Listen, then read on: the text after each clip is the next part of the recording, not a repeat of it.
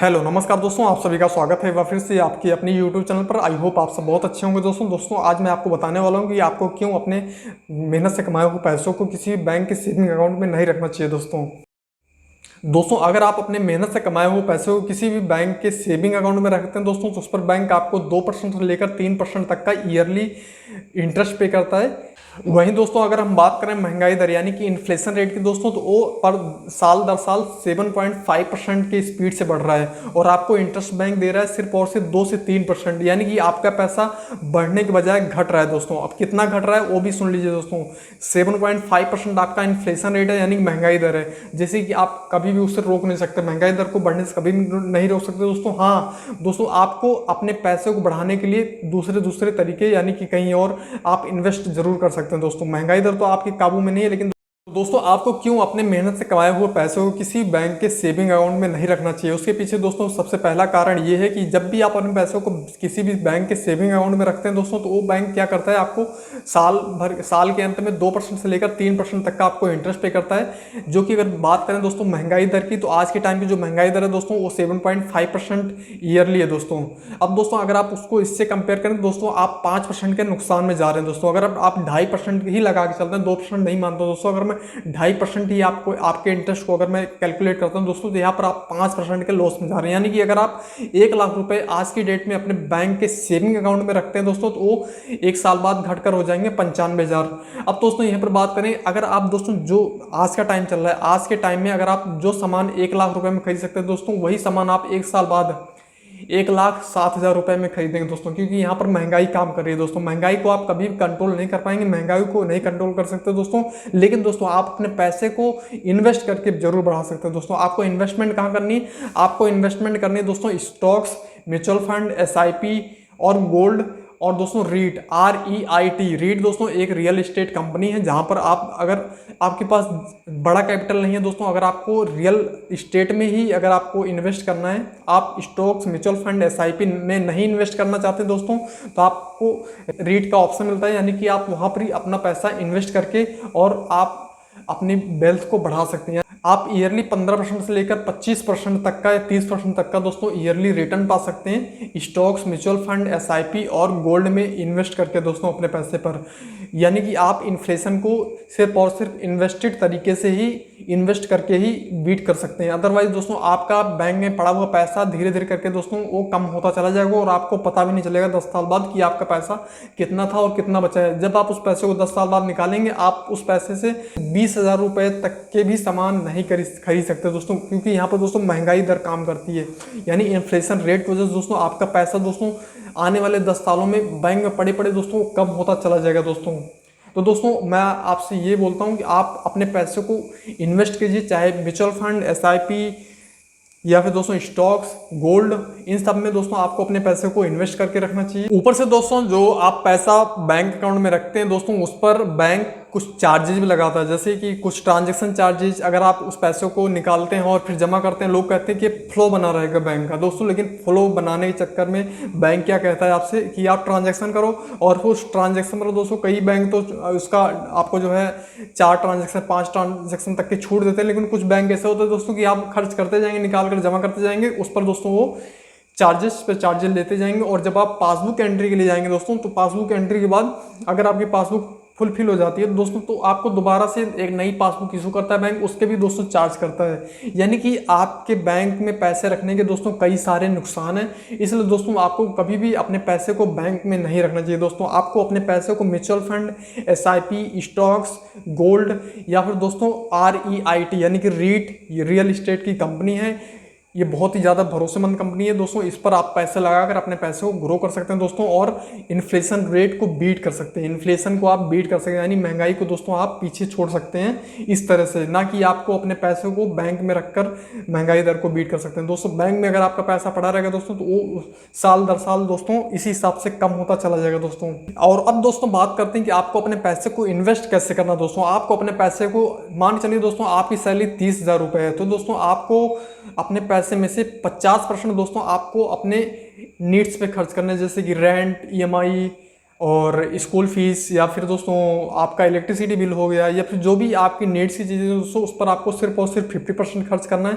30% दोस्तों आपको खर्च करना है अपनी इनकम का अपने वांट्स, यानी कि जो भी आपको चाहिए। मान चलिए आपको कोई स्मार्टफोन खरीदना है, कोई बाइक खरीदनी है, तो दोस्तों आपको इस पर खर्च करने हैं सिर्फ और सिर्फ 30% अपनी पूरी इनकम का। और 20% दोस्तों आपको खर्च करना है इन्वेस्ट पे, यानी कि 20% पैसा दोस्तों आपको अपनी इन्वेस्टिंग पे खर्च करना है। चाहे फिर आप उसका म्यूचुअल फंड लीजिए, SIP कीजिए, स्टॉक्स बाई कीजिए, गोल्ड बाई कीजिए दोस्तों। इससे दोस्तों आप इन्फ्लेशन रेट को बीट कर सकते हैं और दोस्तों आप एक टाइम ऐसा है दोस्तों कि आप फाइनेंशियली फ्री हो सकते हैं दोस्तों। यानी कि आप 10 साल या 12 साल 15 साल में दोस्तों 10 या 12 साल में दोस्तों आप फाइनेंशियली फ्री हो सकते हैं दोस्तों। जो भी पैसा आप इन्वेस्ट करके रखेंगे उस पैसों को आप बाहर निकाल के रियल एस्टेट में इन्वेस्ट करके आप वहाँ से रेंटल इनकम जनरेट कर सकते हैं दोस्तों। यानी कि आप अपने पैसे को जब भी वहाँ से निकालेंगे, जो भी आपने स्टॉक्स, म्यूचुअल फंड, SIP या गोल्ड में जो भी आपने पैसा इन्वेस्ट किया, आप 10 साल बाद जो भी पैसा बनेगा, जो भी आपकी वेल्थ क्रिएट होगी दोस्तों, काफ़ी बड़ी वेल्थ होगी, जो कि आप मान सकते हैं कि कम से कम 1.5 या 2 करोड़ के आसपास दोस्तों आपकी वेल्थ क्रिएट हो जाएगी। उस पैसों को आप निकाल के आराम से कहीं पर भी आप एक कमर्शियल बिल्डिंग ले सकते हैं, जिससे आप रेंटल इनकम जनरेट कर सकते हैं। मंथली दोस्तों आपके घर का खर्च अमूमन उसी से चल जाएगा। अगले आने वाले 10 या 15 साल की बात कर रहे हैं दोस्तों, आप अपने पैसे को बैंक में ना रख के आप अपने पैसे को गोल्ड में, म्यूचुअल फंड में या फिर दोस्तों SIP करिए दोस्तों। आप दोस्तों बॉन्ड्स खरीदिए, गवर्नमेंट बॉन्ड्स भी आते हैं दोस्तों और प्राइवेट बॉन्ड्स भी आते हैं, बॉन्ड्स खरीदिए दोस्तों। इन सब में दोस्तों आप अगले 10 सालों तक इन्वेस्ट करते चलिए।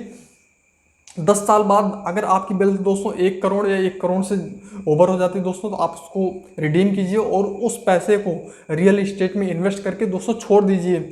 अब आपका पैसा दोस्तों ग्रो हो चुका है और आपको जो है रिटर्न देने के लिए तैयार है। यानी कि आप जो पैसा बैंक में रख रहे थे उस पैसों को आप इन्वेस्ट करके 10 सालों बाद आप 2 करोड़ से 3 करोड़ बना के आराम से दोस्तों उस पैसे को रियल एस्टेट में इन्वेस्ट करके अपने रिटायरमेंट का फुल्ली आनंद ले सकते हैं दोस्तों। यानी कि फुल्ली मौज कर सकते हैं दोस्तों, अपने पैसे को अच्छे से इन्वेस्ट करके दोस्तों उस पर ईयरली अच्छा रिटर्न लेकर आप अच्छी वेल्थ क्रिएट कर सकते हैं। और दोस्तों साल दर साल आपको इसी तरह से अपने पैसे को इन्वेस्ट करते जाना है। आप देखेंगे आने वाले 15 सालों में दोस्तों आपका जो रिटायरमेंट है, रिटायरमेंट वाला जो टाइम है दोस्तों, 15 साल के बाद आप देखेंगे जो आपकी वेल्थ है वो 1 करोड़ से 2 करोड़ के आसपास दोस्तों हो चुकी होगी। तो आप उस पैसों को रिडीम करके एक अच्छी कमर्शियल प्रॉपर्टी लेकर आप उससे रेंटल इनकम जनरेट कर सकते हैं दोस्तों, जिससे कि आपके घर का खर्च नॉर्मली आराम से चल जाएगा दोस्तों। और आपकी जो ज़रूरतें हैं, जो नीड्स है, जो वांट्स है, वो भी आपके दोस्तों इजीली पूरे हो सकेंगे दोस्तों। अगर उसी पैसों का अपने बैंक में रखेंगे दोस्तों, आने वाले 15 सालों में आपका पैसा इतना कम हो जाएगा दोस्तों, आप उससे आने वाले 5 से 6 महीने के नीड्स के जो भी आपकी नीड है, यानी कि जो भी ज़रूरतें हैं दोस्तों, उनके लिए आप नहीं खर्च कर पाएंगे दोस्तों। इसलिए दोस्तों आपसे ज़रूर ये गुजारिश है कि आप अपने पैसों को इन्वेस्ट कीजिए। आप गोल्ड में, म्यूचुअल फंड में थोड़ा थोड़ा पैसा अपना जो है इन्वेस्ट करते चलिए दोस्तों। कि आपको कैसे इन्वेस्ट करना उसके बारे में आपको अगर ज़्यादा जानकारी चाहिए दोस्तों, आप इस चैनल को सब्सक्राइब कर लीजिए। मैं आपको बताऊँगा दोस्तों आपको अपने पैसों को कैसे री इन्वेस्ट करना दोस्तों, यानी आपको अपने पैसों को कैसे काम पर लगाना है। और अगले 10 से 15 साल में देखेंगे दोस्तों आपकी जो पैसे हैं वो एक बड़ी वेल्थ क्रिएट करके बैठे हैं दोस्तों। आप उस वेल्थ को रिडीम कीजिए और एक अच्छी प्रॉपर्टी रेंटल इनकम के तौर पर खड़ी कीजिए और उससे आप रेंटल इनकम जनरेट कर सकते हो दोस्तों। अब दोस्तों आपको अपने पैसों को कैसे इन्वेस्ट करना है वो देखिए दोस्तों। आपको अपने पैसों को दोस्तों डाइवर्सिफाई करके इन्वेस्ट करना है, यानी कि स्टॉक्स में आपका जो है 60% इन्वेस्टमेंट होनी चाहिए। वहीं दोस्तों 20% इन्वेस्टमेंट दोस्तों आपको गोल्ड में करनी चाहिए। अब जो 30% इन्वेस्टमेंट है दोस्तों उसे आपको डाइवर्सिफाई करना है म्यूचुअल फंड में और SIP में दोस्तों। एक जगह अगर आप पैसे को इन्वेस्ट करेंगे दोस्तों तो एक जगह आपका पैसा हो सकता है थोड़ा सा लो हो दोस्तों, लेकिन मैं आपको बता दूं स्टॉक्स में भी आपको कई स्टॉक, जैसे कि कुछ पैसा आप जो है मिड कैप में इन्वेस्ट कीजिए, कुछ पैसा आप दोस्तों लार्ज कैप में यानी कि निफ्टी 50 की स्टॉक में इन्वेस्ट कीजिए, कुछ पैसा आप दोस्तों स्मॉल कैप में इन्वेस्ट कीजिए दोस्तों। इसी तरह आप अगर डाइवर्सिफाई स्टॉक्स में अपने पैसे को इन्वेस्ट करते हैं तो दोस्तों आपको ईयरली कम से कम दोस्तों 25% से लेकर 30% तक का आप दोस्तों रिटर्न जनरेट कर सकते हैं सिर्फ और सिर्फ स्टॉक से। इसी तरह दोस्तों आप गोल्ड में भी अगर आप अपना पैसा इन्वेस्ट करके रखेंगे, मान चलिए किसी साल आप आपको स्टॉक्स में लॉस हो रहा है तो दोस्तों वो जो पैसा आपने गोल्ड में इन्वेस्ट किया है, गोल्ड आपके पैसे को कवर करने में मदद करेगा दोस्तों। जनरली दोस्तों ऐसा देखा जाता है कि जब भी स्टॉक मार्केट डाउन यानी क्रैश करता है तो दोस्तों गोल्ड की प्राइस हाइक जाती है, यानी कि आपको गोल्ड में भी 20% तो इन्वेस्ट करना ही करना है। साथ ही दोस्तों 60% दोस्तों अपना पैसा लार्ज कैप, स्मॉल कैप और मिड कैप जैसे स्टॉक्स में लगाना है दोस्तों। जैसे कि लार्ज कैप में बात करें दोस्तों कि बजाज फाइनेंस हो गया, टाटा मोटर्स हो गया, और ये अपना जो है रिलायंस इंडस्ट्रीज हो गया दोस्तों, HUL हो गया यानी हिंदुस्तान यूनिलीवर हो गया, HDFC बैंक हो गया, ICICI बैंक हो गया, इन्फोसिस, TCS जैसे कंपनीज में दोस्तों अपने पैसे को थोड़ा थोड़ा करके मंथली दोस्तों डालते जाना है। ये दोस्तों कंपनीज आगे चलकर आप देखेंगे दोस्तों इनके शेयर्स आज के टाइम में 3000 4000 के रेंज में चल रहे हैं, लेकिन आने वाले 10 सालों में दोस्तों इनके शेयर आप देखेंगे स्प्लिट होके भी दोस्तों, आप अगर स्प्लिट होता है शेयर तो आपको स्प्लिट का भी फायदा मिलेगा दोस्तों। अगर मान चलिए एक शेयर स्प्लिट होता है 3000 या 4000 पे तो वो 3 पार्टों में डिवाइड होगा या 4 पार्टों में डिवाइड होगा, जैसे भी कंपनी का जो भी रूल एंड रेगुलेशन होगा स्प्लिट का भी दोस्तों आपको फायदा मिलेगा। मान चलिए एक शेयर 3 पार्ट में स्प्लिट होता है तो दोस्तों अगर एक शेयर 3 पार्ट में अगर आपका स्प्लिट हो रहा है दोस्तों तो वहाँ पर आपको एक शेयर के बराबर आपको 3 शेयर मिल जाएंगे दोस्तों। अगर वहीं शेयर आपका स्प्लिट नहीं हो रहा है, उस शेयर की वैल्यू बढ़ती जा रही है दोस्तों, तो दोस्तों आप देखेंगे आने वाले 10 या 12 सालों में कि आपका शेयर प्राइस वो लगभग 50,000, 60,000, 70,000 रुपये पहुँच चुका होगा दोस्तों। आज के टाइम में जो 3000 के शेयर TCS, टाटा मोटर्स और ये रिलायंस इंडस्ट्रीज़ के जो आप देख रहे हैं 3,000 रुपये पर शेयर पड़ रहा है, वो दोस्तों आने वाले 10 से 12 सालों में 55 से 56,000 रुपये के होने वाले हैं दोस्तों। तो ये कहना है दोस्तों आप अपने पैसे को इन्वेस्ट कीजिए, डाइवर्सिफाइड करके इन्वेस्ट कीजिए दोस्तों, म्यूचुअल फंड, स्टॉक्स, गोल्ड में सब में आप थोड़ा थोड़ा करके अपने पैसों को इन्वेस्ट कीजिए ताकि आप आने वाले 10 से 12 सालों में दोस्तों फाइनेंशियली फ्री हो सकें। जो आपका इन्वेस्टमेंट अमाउंट है दोस्तों वो आपको एक अच्छी वेल्थ क्रिएट करके दे सके दोस्तों, जिससे कि आप उस वेल्थ को रिडीम करके एक अच्छी खासी रेंटल इनकम जनरेट कर सकें। कोई अच्छी बिल्डिंग प्रॉपर्टी खरीद के दोस्तों उससे आप रेंटल इनकम मंथली जनरेट कर सकें, उससे आप आराम से दोस्तों आराम से उससे आपका जो रिटायरमेंट टाइम है उससे आप इंजॉय कर सकें दोस्तों। आई होप दोस्तों ये वीडियो आपको पसंद आई होगी दोस्तों। अगर इसी टॉपिक पे आपको और भी वीडियो चाहिए दोस्तों, इस चैनल को सब्सक्राइब कीजिएगा दोस्तों और वीडियो को कर दीजिएगा लाइक। मिलते हैं दोस्तों फिर किसी और वीडियो में, जब तक के लिए धन्यवाद। ये वीडियो देखने के लिए आपका बहुत बहुत धन्यवाद। नमस्कार दोस्तों।